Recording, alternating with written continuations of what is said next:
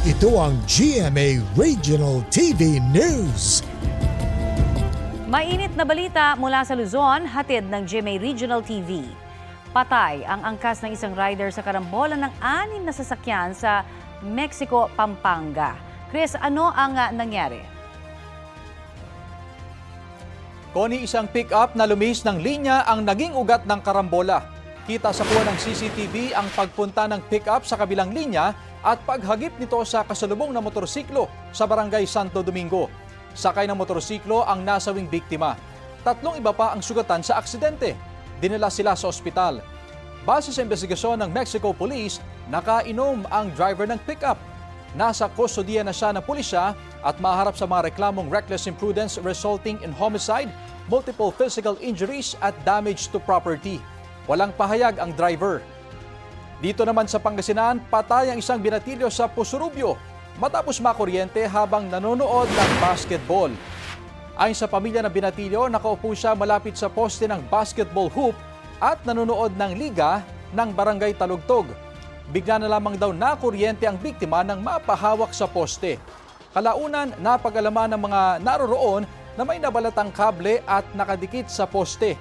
Tanong ng pamilya ng biktima bakit may live wire doon. Sabi ng pamunuan ng Sangguniang Kabataan na nagpaliga, nasuri nila lahat ng kable sa lugar bago sinimulan ang basketball games. Posible raw na bago ang natuklap na bahagi ng kable ng kuryente na naging sanhi ng insidente. Tumanggi namang magbigay ng pahayag ang chairman ng barangay. Matapos ang nangyari, ininspeksyon ng mga kable ng kuryente sa mismong basketball court. Nagpaabot ng pakikiramay ang konseho ng barangay sa naulilang pamilya. Magbibigay rin daw sila ng tulong pinansyal. Ito ang GMA Regional TV News. Maiinit na balita sa Visayas at Mindanao, hatid ng GMA Regional TV. Patay sa pamamarilang isang lalaki sa Lapu-Lapu, Cebu. Cecil, alam na ba ang motibo sa krimen? Rafi, inaalam pa ang motibo lalo't kalilipat lang daw sa Lapu-Lapu City ng biktima mula sa Surigao.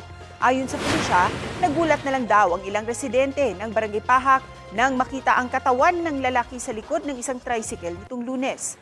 May iilan daw sa kanilang nakarinig ng putok ng baril.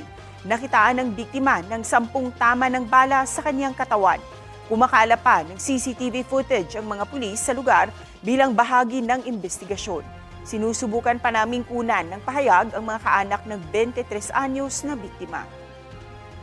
Patay sa pananambang ang pamangkin ni Sharif Agwak Mayor Datu Ahmad Mitra Ampatuan Sr. sa Datu Saudi Ampatuan, Maguindanao del Sur. Ayon sa pulisya, galing Cotabato City at pauwi sa Sharif Agwak ang biktimang si alias Datu Mursid, kapatid niya at isa pang kasama, sakay ng isang multi-purpose vehicle. Isang minivan ang nag-overtake sa kanila at pinaulanan sila ng bala. Naimaneho pa raw ang sasakyan ng mga biktima hanggang sa malapit na Philippine Army checkpoint. Nadala sila sa ospital pero nasawi si alias Datu Mursid. Sugatan naman ang kapatid niya at isa pa nilang kasama. Patuloy ang investigasyon at pagtugis sa mga salarin.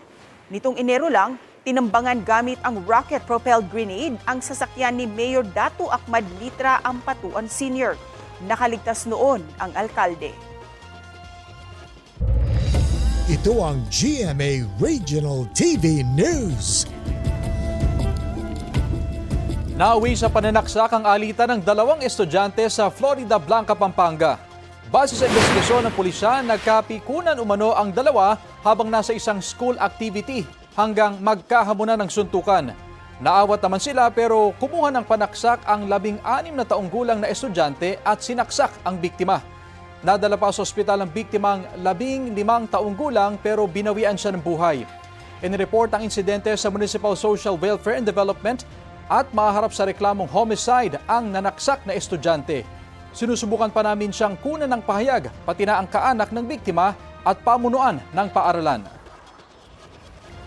Halos 9 milyong pisong halaga ng hinihinalang shabu ang nasabat sa Panglao, Bohol.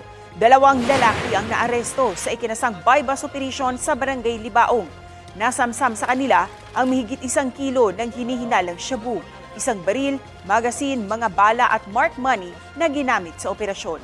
Nahaharap ang mga sospek sa reklamong paglabag sa Comprehensive Dangerous Drugs Act. at illegal possession of firearms and ammunition. Wala silang pahayag.